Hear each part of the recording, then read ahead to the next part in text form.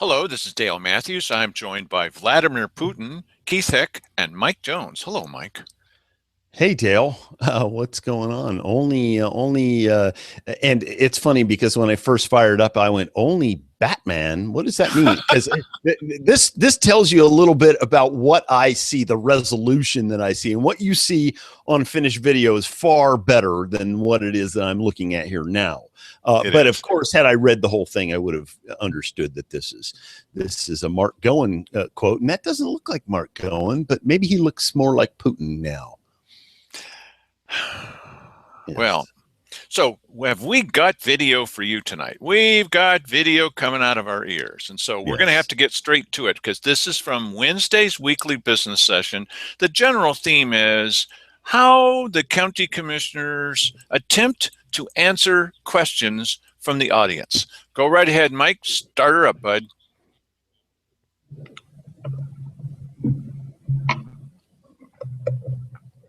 Dale Matthews, Grants Pass. So it turns out, and after talking with legal counsel, he says, oh yes, this is a legitimate concern. It may be that the entire North Valley Industrial Park project, into which we, out of our pockets, county pockets and state pockets, have poured millions of dollars, that may all just be given away to Grants Pass City in about a dozen years, perhaps. That's what Keith Hick said. When were you going to tell us about that? At yesterday's meeting, at the very end, you have to wait till the very end, Simon Hare suggested that perhaps there should be some kind of marijuana task force set up, something like that. And that to be made up of people, well, we don't know what kind of people will be made up. I've got a pretty good idea of what kind of people you're going to pick. And he said, well, I'll bring that up under matters from commissioners. Well, then it's not on the agenda. And the people who might like to be part of that, pro or con marijuana, they're not going to know anything about it. Why wouldn't this kind of thing be on the agenda? Because it sounded like you said, you may have misspoken, that you were going to do that on Thursday. Plenty of time to put it on the agenda for Thursday when you mention it on Tuesday. But there'd certainly be a reason why you would not want to tell people that that was a possibility, even at a workshop, because then they can't show up and be there, you know, hey, what about me? When were you going to tell us about that? Larry Graves came to you the day after you suggested that it would be a great idea to approve this drone project at the airport. And he said, you know, I've got some people who are working real hard out there, but the main reason they need more money is they're going to be working on this drone project. Well, great, we'll give them money starting in January. They haven't done a lick of work on the drone project. They can't have done any projects like that. It's cost us money. You said it doesn't cost us any money. It has cost us money. You didn't tell the truth. So now that that project is over, why are these people still continuing to get double the amount of time? When were you going to tell us about your solution for that problem? They're getting paid for work they've never had to do. Larry Graves also got involved in an incident with a person at the airport where he said, F you, F this, F that, and I want you off this airport. Well, you apparently gave him a warning. He's just done it again. When were you going to tell us about that? What's your plan of action for this guy? When are you going to fire him? Well, he's such a great employee. Yeah, it doesn't matter if he's a great employee. If you've got a whole bucket of vanilla ice cream and you got a swirl in the middle and it's not really made out of fudge, you're not going to want to eat any of that. This guy's got a swirl in the middle. It's time to say goodbye to you, Larry Graves. You can't talk to people that way. It's like that's all. When were you going to tell us about this? I'd like to remain silent about Mr. Matthews because his logic is not worth addressing. My logic's not worth addressing, Mike. I'm babbling. Apparently. And, this marijuana issue too, this is really getting to be a very contentious thing between the varying stories going back and forth about the hemp versus marijuana. And is it going to be, $600, them being compensated for an entire acre, or is it more like millions and millions of dollars as this one guy in social media who claims to be knowledgeable is suggesting? Well, it's not even worth answering the question about what Simon Hare meant by that, even though he took it to heart, and they're going to be talking about this tomorrow without Simon.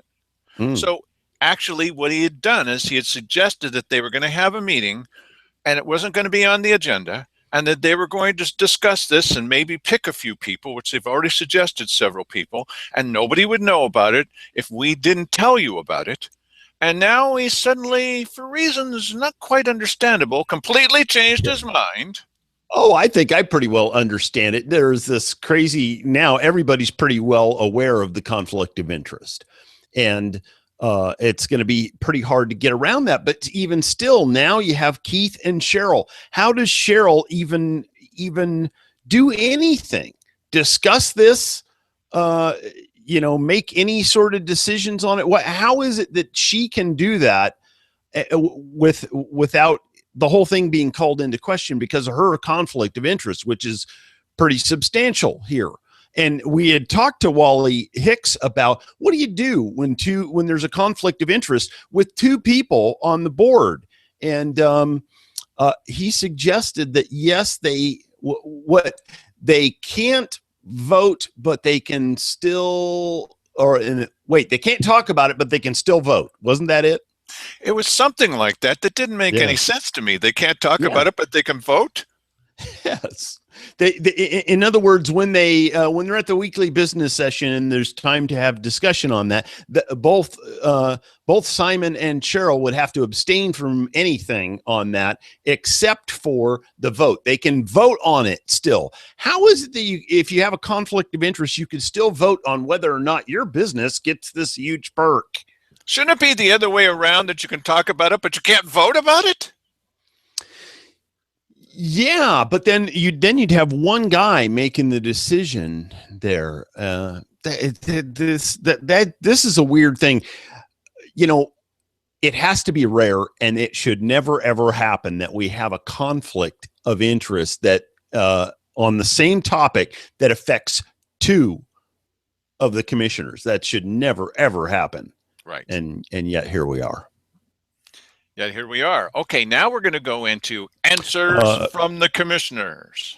Go ahead, Mike. Oh, I was wondering if you had any more on that clip, but apparently you don't. So no, we need to move right anyway. along. This next. Oh, okay. This next clip has Cheryl Walker, and she's clarifying this question that Dale had asked about the land and stuff up at the North Valley Industrial Park. Here, that clip. However, I think the public really does need to know, in regards to the North Valley Industrial Park, the park does not revert to the city. The park is privately owned lands. The county owns some of it. Some of the tenants that are there own their own property. Dutch Brothers, Krauscraft, Duralast, all those companies, they own the land they're on. So there's no way their land is reverting to the city. We have fee title ownership. It's called fee title ownership when you own the land, and we own that land. Well, here's the problem. That's what we call a straw man. It's setting up something that I never said and nobody ever said. Nobody ever said that the land, people who bought that land, that now that would be owned by the county or the city or by Outer Slobovia. No one said that. And so what the heck is she talking about here? Well, you're saying that nobody said that. This Cheryl does it all the time. Well, you're wrong when you say that, you have to give it up for free. No, the land will end up being controlled by the city, right now is controlled by the county as far as rules and regulations and taxes and fees. That's And instead, and guess which is going to be higher, the county or the city when it comes to giving you fees, taxes? Well, that's a good question. Do we have reason to believe that the city would be higher? One reason to believe that is they don't even have to ask you. They just put it on your water bill. And this is about water. No, that's true, and that will put the city in charge of the infrastructure that water and sewer and whatever else utilities, and I guess that's it actually, water and sewer. That's what this is supposedly about also. So here's the point. Here's what Cheryl does constantly. You bring up a point which is not a bad one, and then she says, "No, you're totally wrong because this other thing." No. Nobody's talking about that other thing, Cheryl. You've just changed the subject on us. It's a straw man. It's easily kicked down. You can kick it down and set it on fire. It just doesn't make any sense. It's a straw man. Go for the next one. So keep your matches to yourself. Here's the next clip on that, and this is, I believe, on the same topic. Mr. Matthews seems to have a very large propensity to twist facts and be misinformed in regards to looking at his own notes that he takes on the camera. He says everything's on a camera. There are 2 lots, I believe it's 2 lots, where a water tank is located. The water tank and the 2 lots provide city water. And due to the way due to the way the funding had to be arranged when those tanks were built, the county acquired the land, I believe, from ODOT, and the city built their water tanks. So we own the land under the water tanks, and that land will revert to the city, but it's only the water tanks. It is not North Valley Industrial Park.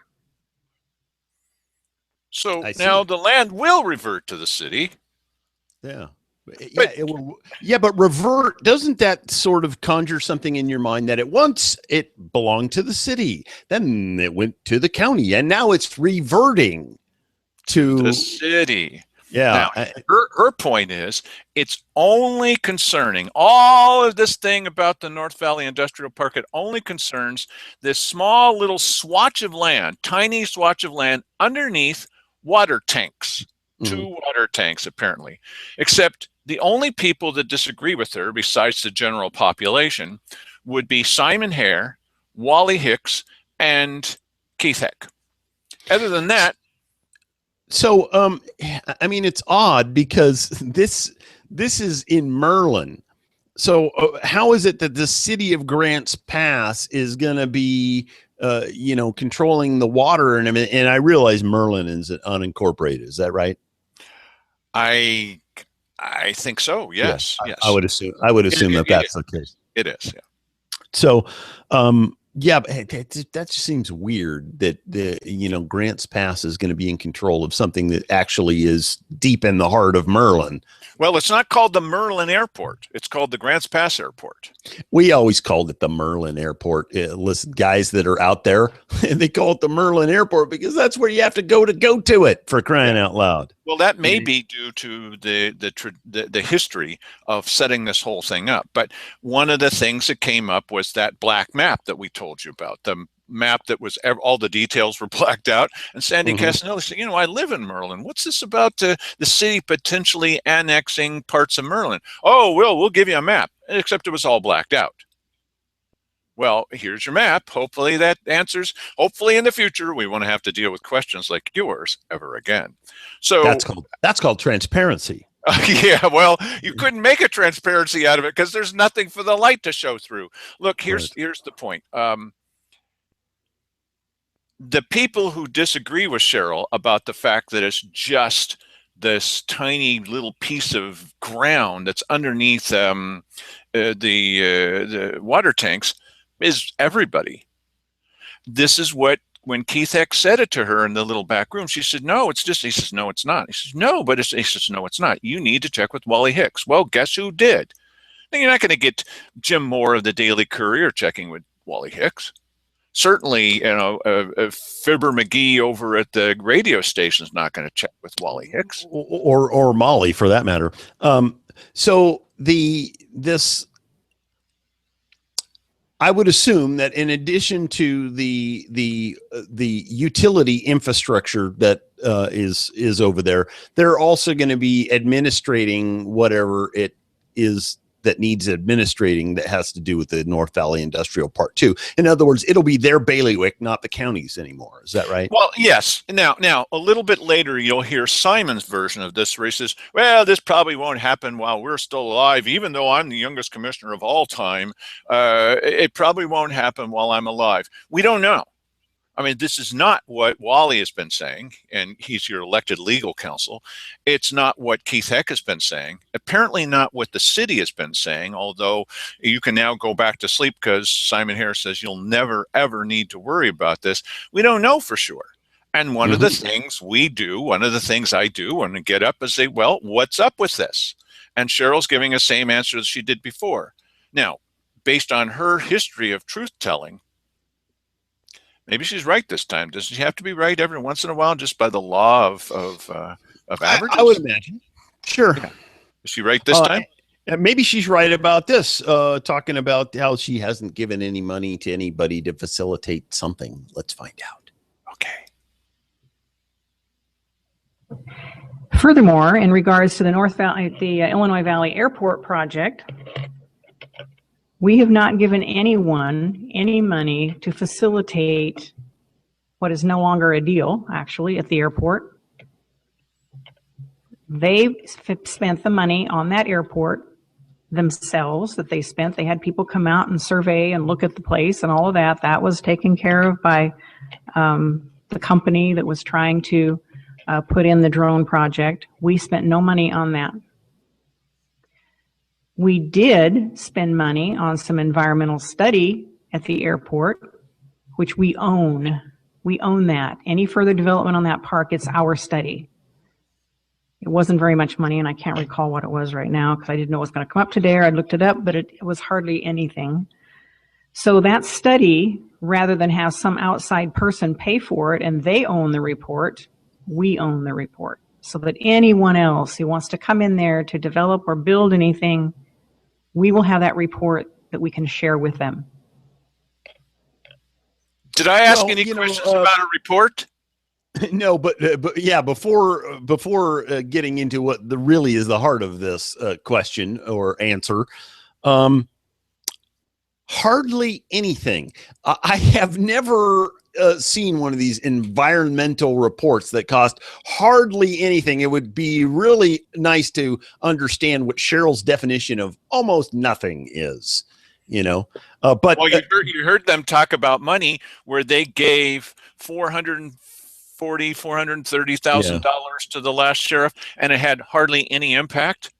Right. And she was talking about it as though it were $5 million. But the point about this last clip is that that's not what you were asking about at all. This has nothing to do with little tasks that have been performed on the airport for the purpose of facilitating the IV drone project. This has to do with the workers who were part-time who got made full-time ostensibly because of the drone project happening and that they were going to have lots of work to do. So we needed to have these guys on full time. So now we're still paying these guys full time and they don't have this extra work that they were supposed to have. They get twice as many hours based on what Larry Graves told. We have it on tape. You've probably seen the tape. Okay, because we've posted it.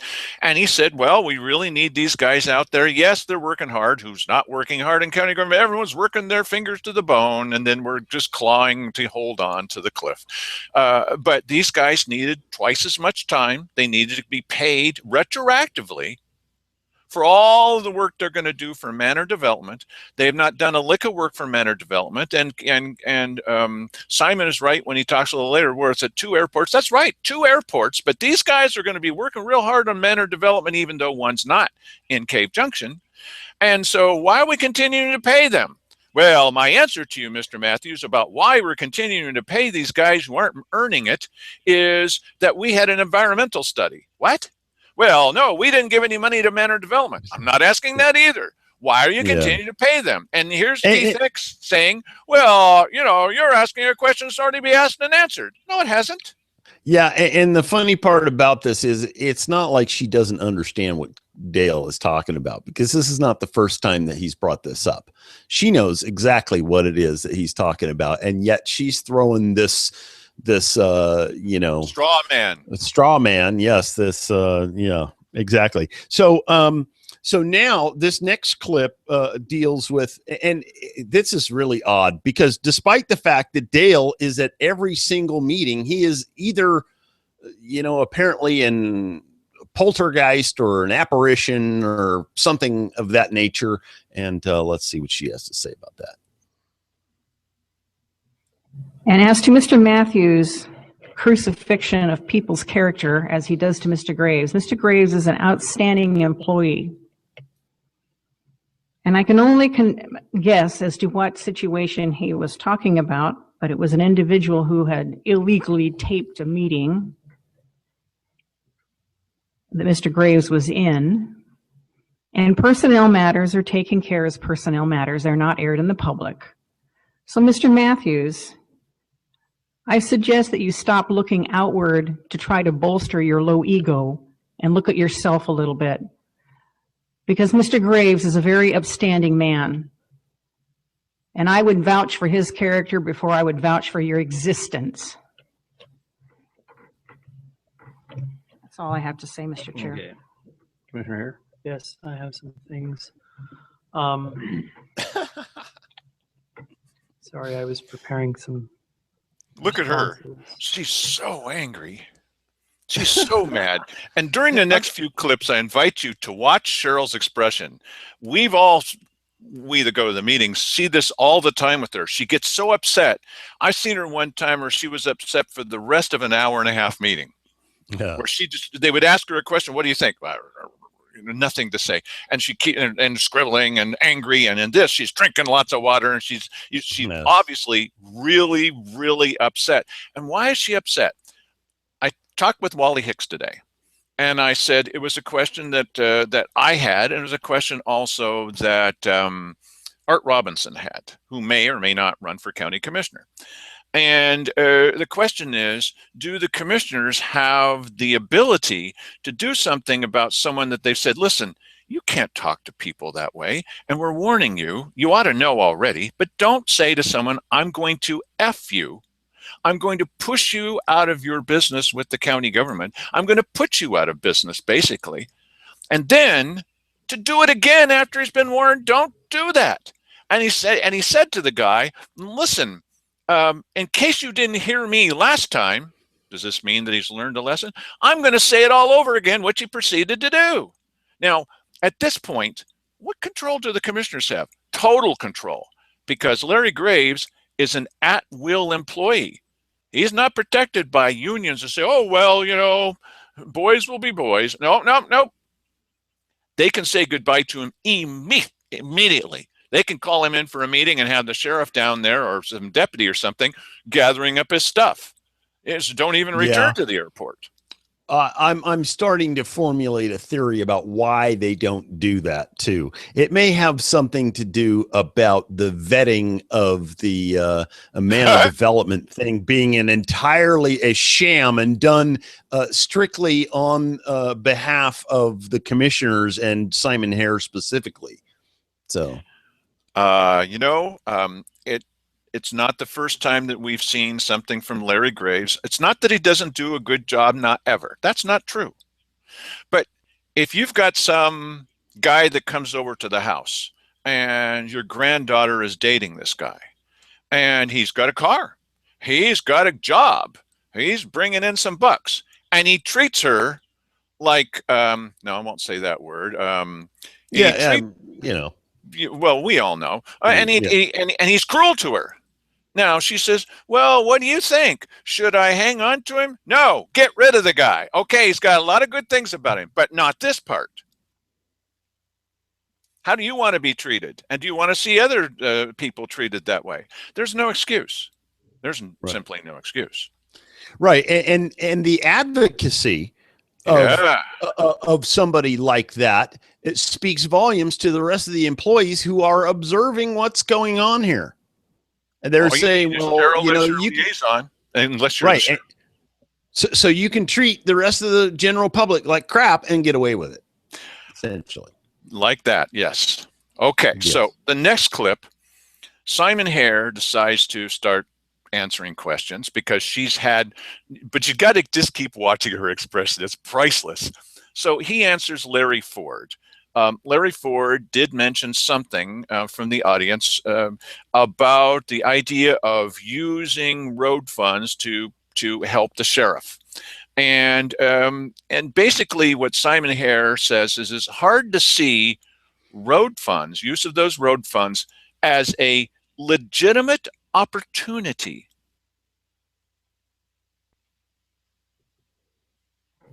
I'm going to go first, I think, to Mr. Ford's comments. It's really been a struggle, I think, for me to kind of look at those road funds and as a legitimate opportunity to bolster rural patrols. That's their intent. I certainly feel that that's a need. We had a election a couple of years ago when we had a higher level of service for public safety. I think it was 74% or even higher said that the current level of public safety services were not adequately meeting their needs. And I'm sure it hasn't improved since then as funding resources have decreased. However, when I look at the short-term fix that isn't sustainable, some of these elections that have gone down, it's the response that I've heard from people is they want you to live within their means. Well, you know what he means. He doesn't mean we want you to live within our means. Yeah, I think he does. He's calling it a short-term fix. Now, please explain the mathematics behind it again, Mike, about why it's not a short-term fix. Well, yeah, it's pretty simple, actually, because right now there's an easy $1 million that they could take out of there and transfer to the sheriff without interrupting the contingency fund that they have, which is still would be the highest that it's been since its inception.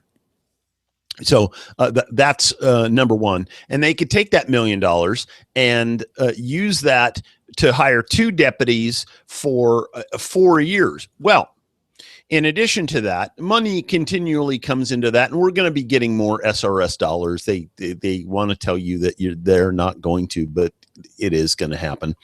And the sunset on the law that would allow you to move funds out of public works into the sheriff's department, that sunset has been lifted. So now that's open-ended. So next year, that money will be eligible to do the same thing with, and you could probably take perhaps another $1 million and move that over there. Then you've got another 2 deputies for 4 years. Now we got some overlap going on here. So now you got 4 deputies. And, by the time you get up to the end of this thing, it could potentially have 6, 8, 10 deputies on duty. And, some of them would be going offline, and there may be other sources of funding. And the bottom line is that when you have the capability of doing this, you do it. And you listen, it's a gamble whether or not the citizens are going to vote for a public safety levy, isn't it? Yes. And it's not a very good gamble because we know typically them dice are loaded. This thing is a whole lot surer source of funding than getting the people to vote for a levy. So I say, let's do that anyway. Is the sheriff's liaison even talking to him? Because we asked the sheriff, who are we?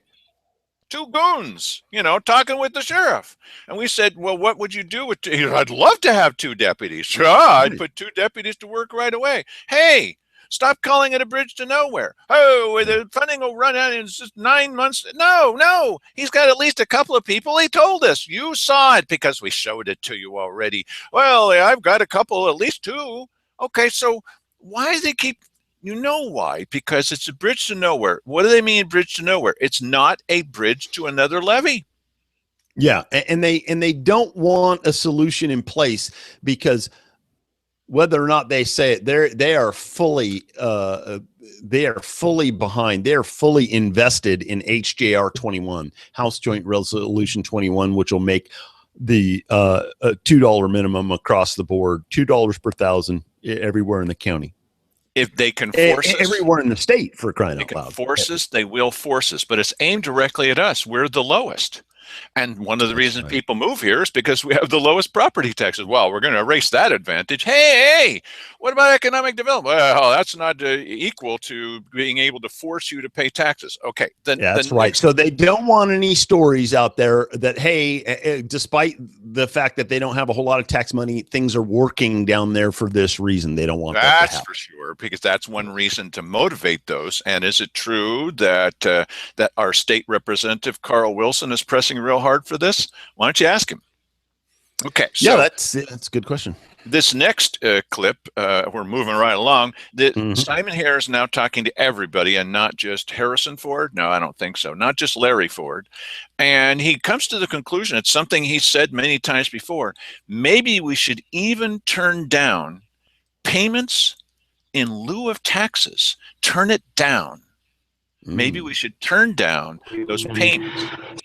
Yeah. Surviving on subsidies for secure rural schools for well over a decade, probably longer.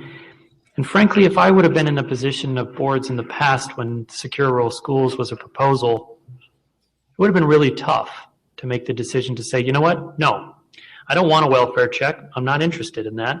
I want shared receipts on legislation, the 1937 O&C Act. That's worked for 100 years or since 1937 up to the late 90s. That's what I want to see improved. I don't want a short-term bridge to nowhere, which has basically lasted over a decade. And I'm equating the decision of commissioners back then that is very easy to judge today to say they shouldn't have done that. They shouldn't have made that decision. But I wasn't sitting in their seat, and I'm seeing this play out again with the opportunity to use road funds. Sure, it's congressionally sanctioned, and I've heard people who are in opposition to when they should have not taken secure rural schools say, shouldn't have done that, to advocate for it today, and it feels somewhat hypocritical, but you're not sitting in this seat, and I can feel that you don't have the same responsibility.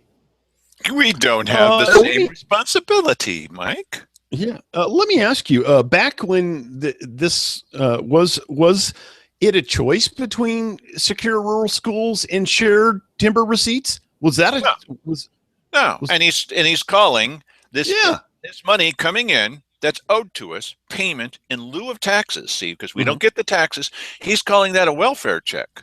No, that's part of what the government owes us, what the federal government owes us. And he's also saying that it is a short-term solution for a decade. Yes.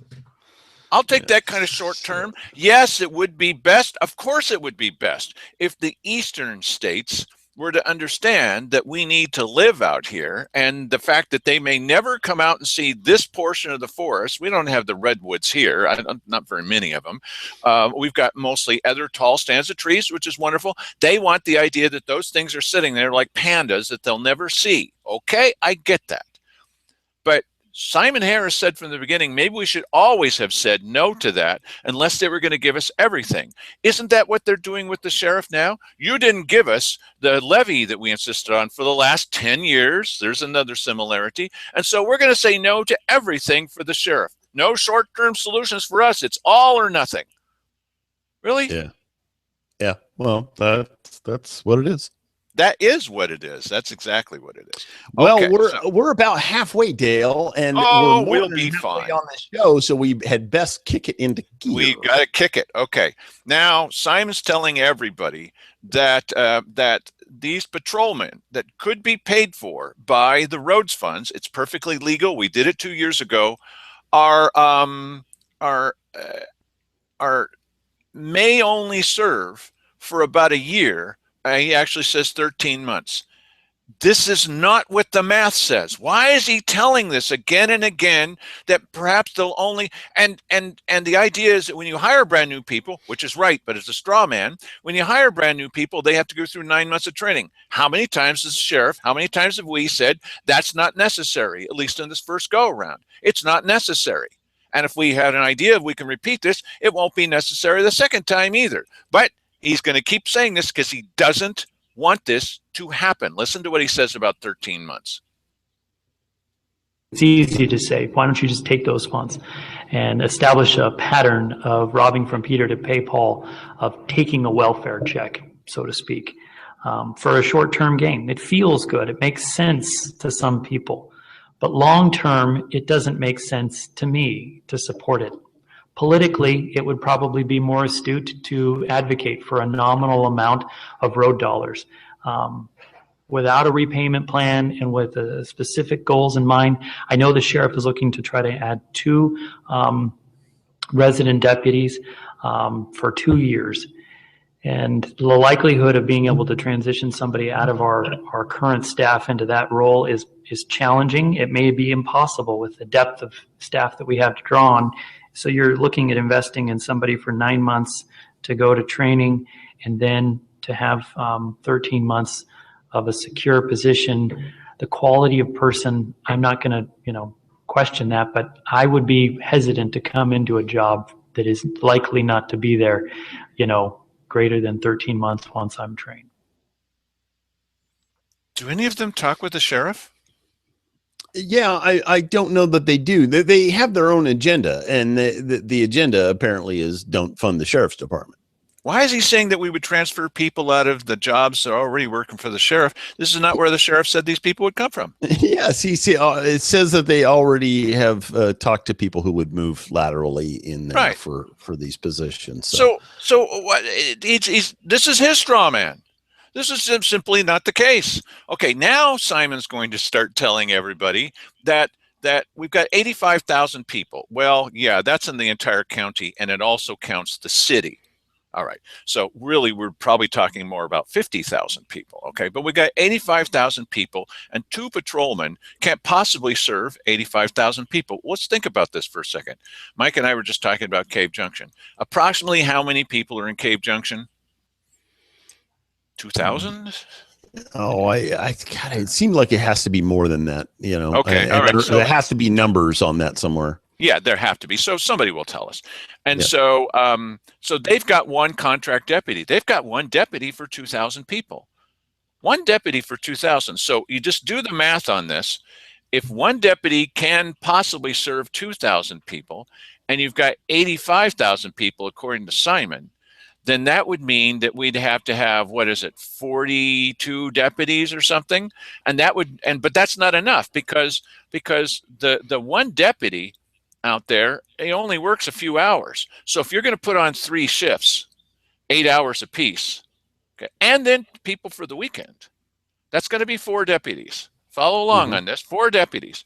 Now, if you're going to put in 4 deputies and you're going to serve 85,000 people, let's say 1 person per 1,000, that's stretching it kind of thin too.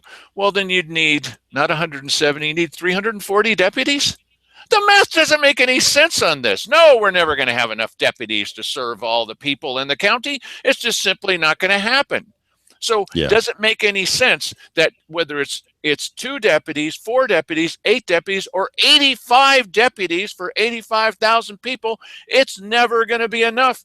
But the biggest question, mathematics question, is when's the next levy going to pass? That's right. That's really what it comes to. And that just seems like we're setting ourselves up for more unfulfilled expectations. They're people are going to say, well, I'm going to have somebody respond. Well, we're 1,462 square miles in Josephine County. It's 1,050,000 acres. There's 85,000 people, and there's only 2 deputies. And if you do the math on how available they are and how big of an impact they make to that 1 person, it really makes a big difference if they're able to show up. But it doesn't solve the problem, which I think we really need to address. He kicks the can down the road, and I think we need to address it today.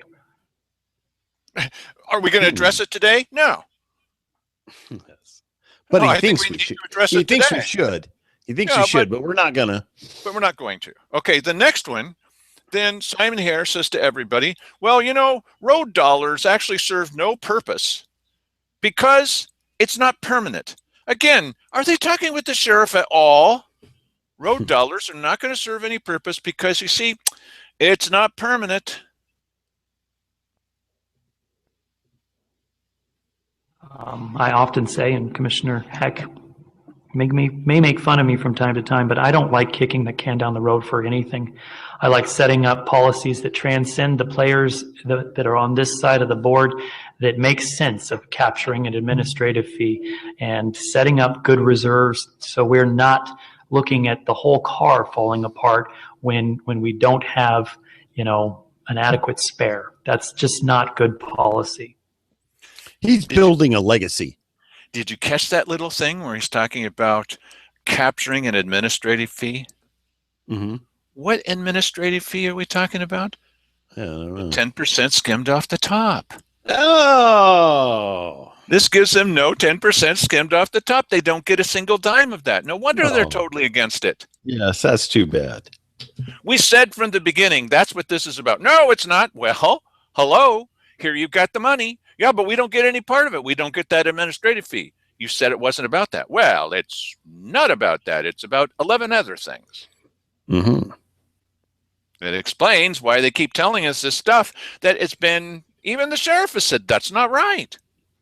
Okay, now he's going to answer Charlie Chase. Charlie Chase is the wonderful guy that was hitting up the two commissioners in illegal, it was illegal for them, not illegal for Charlie, and asking them about being on some kind of committee. You watch, Charlie Chase will be put on a committee, just like we all waited and Rika Brown got put on a committee as soon as she started saying nice things about the commissioners. No problem, you're on a committee now, woo!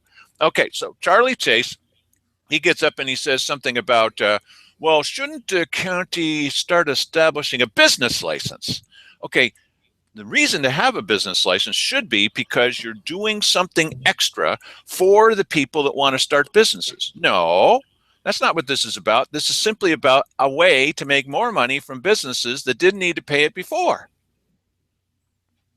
So listen to Simon's reasoning behind who he wants to take over the entire idea of should there be a business license. This is priceless. Business licenses, I think that's something that's been kicked around for quite a while and definitely needs to be explored. And I encourage maybe SOS to look at that as an option. They've done a broad scope of approaches.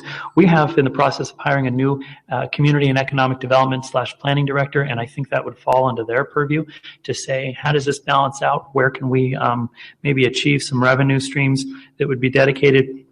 But frankly, when I would capture business licenses, I think business people would expect that it goes back into maybe reducing costs for getting established.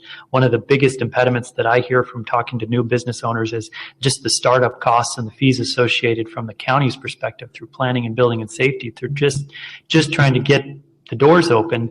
It's not even hiring new employees or buying adequate inventory and other investments and advertising that they would like to do. And I think we need to work on that level as well. How many times have we told them that you can take economic development money and subsidize that and kick off economic development and business in the county? I mean, what do you have to do? Beat them with a baseball bat, for crying out loud? And Sandy Casanelli did that. And then they promptly, as soon as they drove her out, they nixed that idea. Not going to do that anymore. So now we need to establish a new tax, county business licenses, in order to do something they can do right now. This is all in one meeting, you guys. This is all just in one meeting, and this is just their little tiny thread. We're dividing it up, and it seems longer, but this is just, look, the next thing that Simon says is he actually takes on one of the questions I asked, and he's now saying that the money that didn't need to be spent on doubling the amount of time that the guys who literally Larry Graves said that they sweep up the foreign debris, well, not just debris coming from other countries, but here too. They sweep up that those foreign objects off of the runways. Well, they're going to have a lot more work to do once Manor Development starts up full time. In fact, let's pay them all the way back to January before anything is happening. There's no logic behind this. Okay, she says you've got no logic. It's not even worth answering. Okay, all right. See if this has no logical sense either. So he answers and he says, well, those were economic development funds. They were. What kind of economic development funds are paying guys who were sweeping? And then then he goes into, well, don't forget now at the airport, business is increasing. No, it's not. We're talking with people who are at the airport and they say, we're looking around. There's no business that's increasing out here. What the heck are they talking about? It doesn't matter. Go ahead. So talking about the airport and staff, those were economic development funds that we allocated for a bridge to revenue that we were expecting to come in partially through this lease. You can't say it was fully through this lease because we added staff time at both airports, and we're seeing improvements in business coming into both airports. That's Mr. Graves' responsibility, and I'm sure he's working diligently on that. I have no doubt that the people that he has to interact with on a daily basis are challenging, as many in the county are. I never excuse people for using language that is something you wouldn't want to use in front of everybody, but we've all made mistakes, and I think that from time to time needs to be fixed. That's how we learn, through those challenges and mistakes. Yes. That's how we learn? By telling people to go F themselves? Yeah, when's Dale going to learn? He's always effing. Effer. Okay, so Yes. next, Simon is again answering me. Sorry, so much Dale. That he says that, and you got to see Cheryl's expression during this last one and this next one, where he's now talking about the fact that it looks like everybody that lives out in Merlin that's in that area has signed a service and annexation agreement. Now, wait a minute. This isn't about annexation now, Simon. Listen to Cheryl. She says it's just about little patches of land underneath 2 water tanks. Now, Simon's talking about how people have signed a service and annexation agreement, and they need to be ready for that kind of thing to happen. But listen all the way to the end of this and see what he says. The element of the city taking over the North Valley Industrial Park is partially described by Commissioner Walker. The other one is that when you sign up for services using the water service in the North Valley Industrial Park, currently you have to sign a service and annexation agreement that says that at what point the city goes and expands in that area, you agree at that point to be annexed into the city. Mr. Kubik and I have talked about this since he started it. Pre this board, we were working on and have a philosophy about that. That doesn't need to exist. From one standpoint being that the urban growth boundary that this board just endorsed in the city as well, and the urban reserve that's supposed to provide for buildable lands for the next foreseeable future of 20 to 30 years. It's likely to be 60 years because we only used half of the current urban growth boundary for twice the amount of time at our projected growth levels. That didn't include the North Valley Industrial Park. No part of that. Up on the Highland section before you go over I-5, yes, that portion was included in the urban reserve, I believe. So it's going to be not even in the foreseeable future of anybody in this room, and I'm the youngest person sitting right here, I think. It won't likely happen in my lifetime. So it won't impact, I would say, any business owner up there. And that's probably why we need to remove that. It would only be for the city if they moved out there and to providing city services. What? It would only be for the city if they move out there and did you see her expression? This is exactly the opposite of what it would be only for the city if they move out there and annex it. That's what he was just saying wasn't going to happen. Yeah, the Grants Pass blob would come and absorb the North Valley Industrial Park, but not in his lifetime. No, because he's so young. Look, this is exactly what people say when they say, but Simon always seems to be arguing against himself. That's right. He just told us it wasn't going to happen during our lifetimes, except if the city goes out there and annexes it. Mm-hmm. And then he says, and then she's sitting right there saying, this is not what it's about. It's not what it's about. Listen to me. It's not what it's about. I'm not going to tell you again. It's not what it's about. And he's saying, well, yeah, that's kind of what it's about. And maybe that shouldn't be in there. That's well, funny. Which is it? And we've got to try to interpret this and tell you what it is they're saying. Well, good luck, because they're saying all of it. Okay. Yeah, and I think some of it is due to the fact that I don't think Cheryl really knows. She just says things, She just says things. Okay, the next Yes. one. Sorry, we're moving along pretty quickly. Hopefully you feel that too.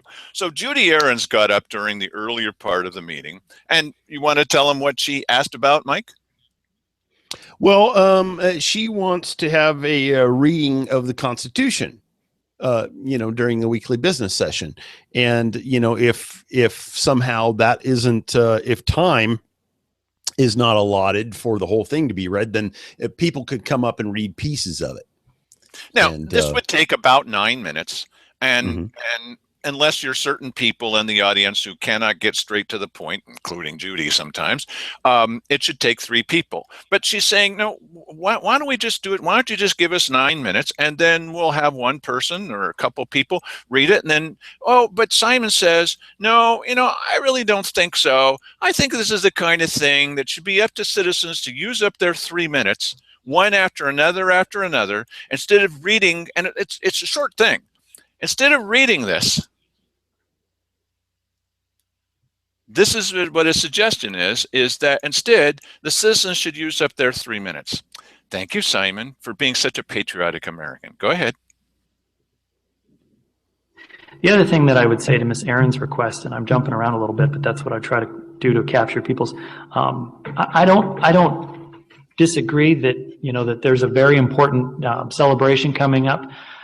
When I go to the Constitution, I read "We the People" is the first element, not "We the government" proposing these kinds of things. So I'm going to tell you right now that all of the resolutions and proclamations that come forward, 99% of those are done by citizens. So you can continue to petition your government to do things from a patriotic standpoint, which we do at the beginning of every meeting in saying the Pledge of Allegiance.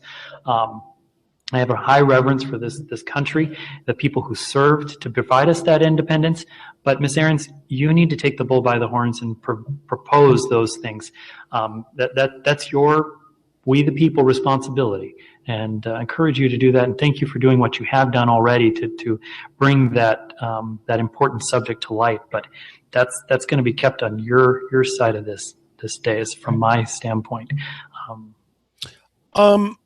Maybe I'm confused here, but isn't he responding to her proposing that situation?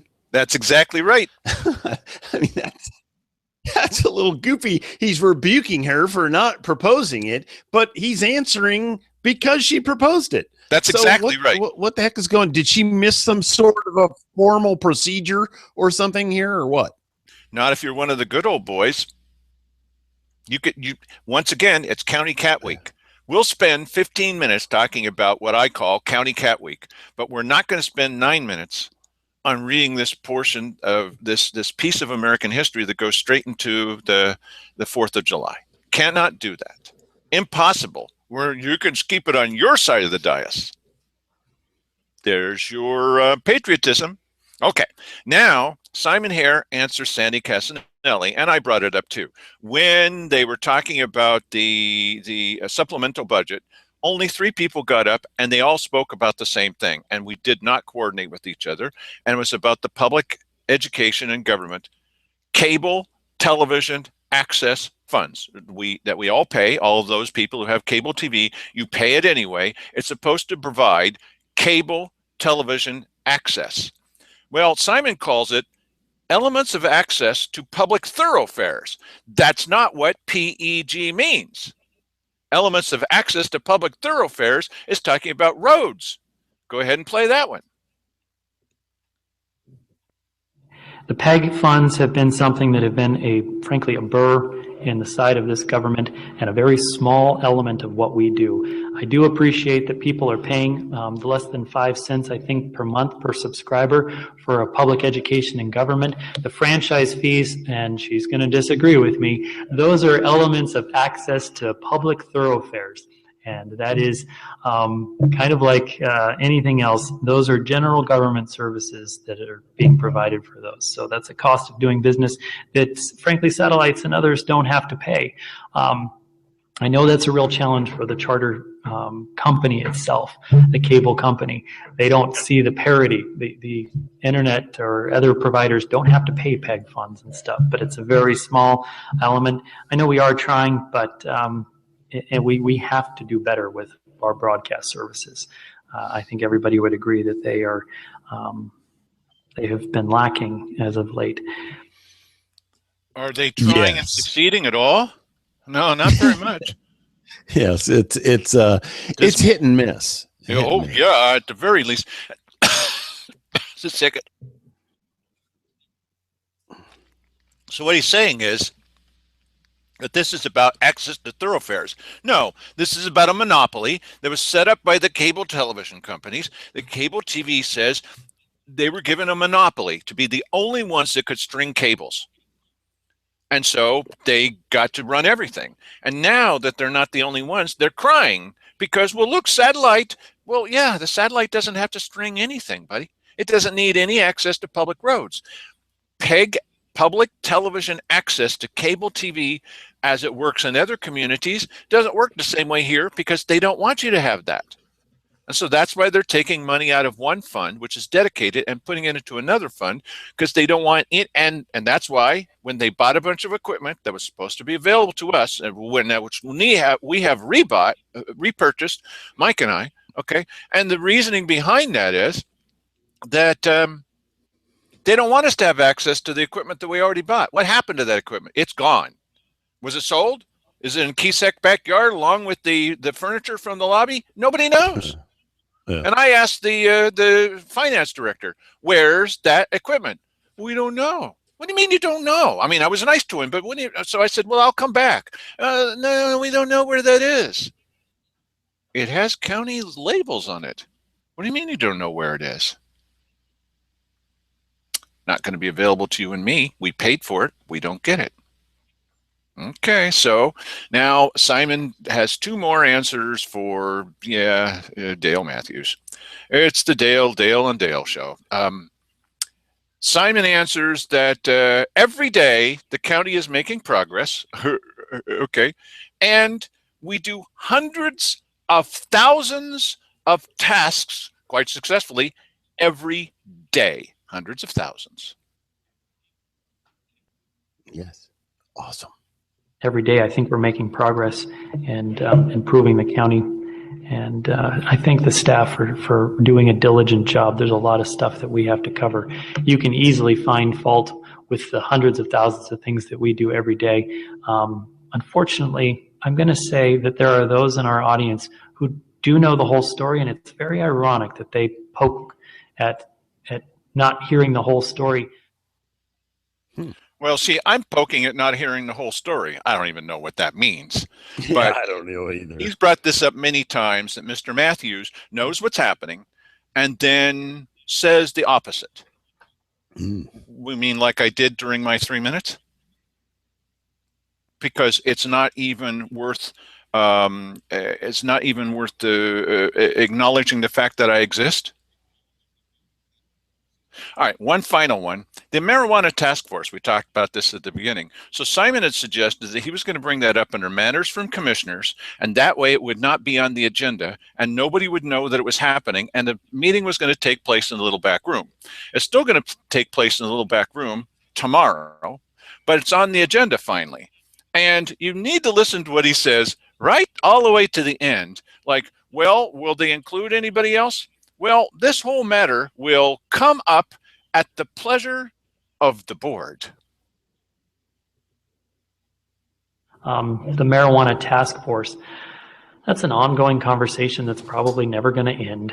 And for people to have an opportunity to sign up for this thing or to plead their case, they have that an opportunity every week.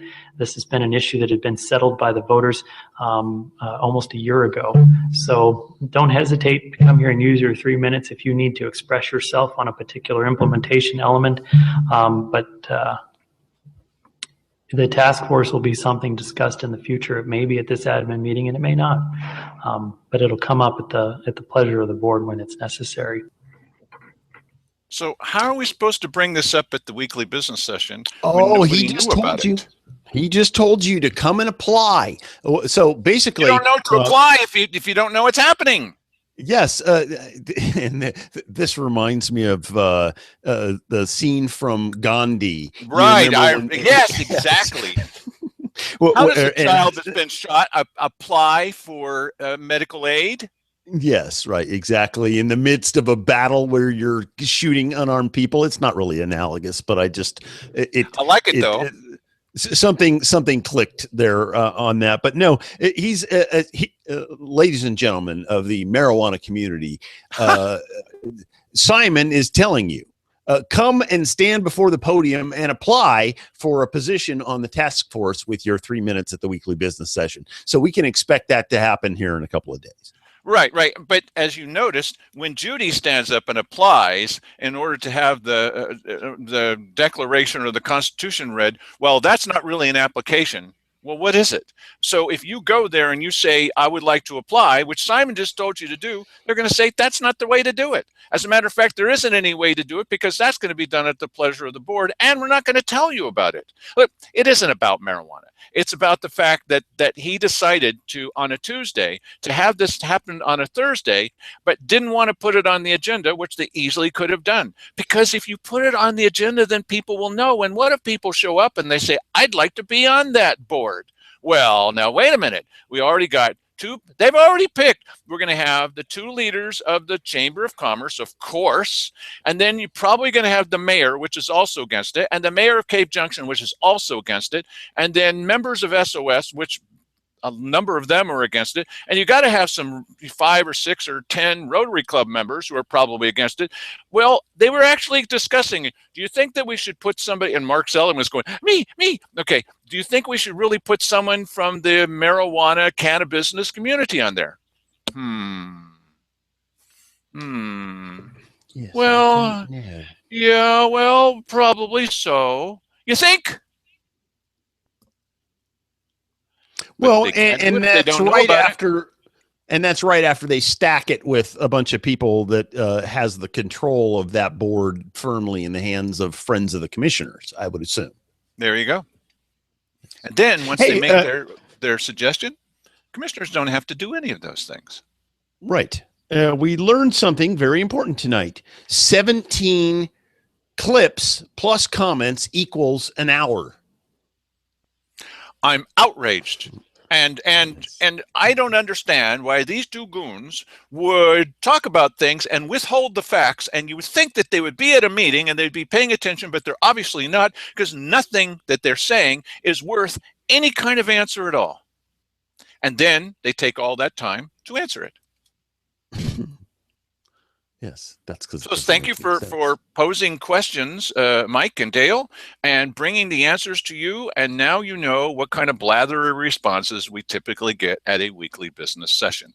A little bit of analysis is nice. It took that long to do it because in a couple of sentences, they say 3 things which are obviously completely wrong, and red herrings and straw men and all the rest of those analogies.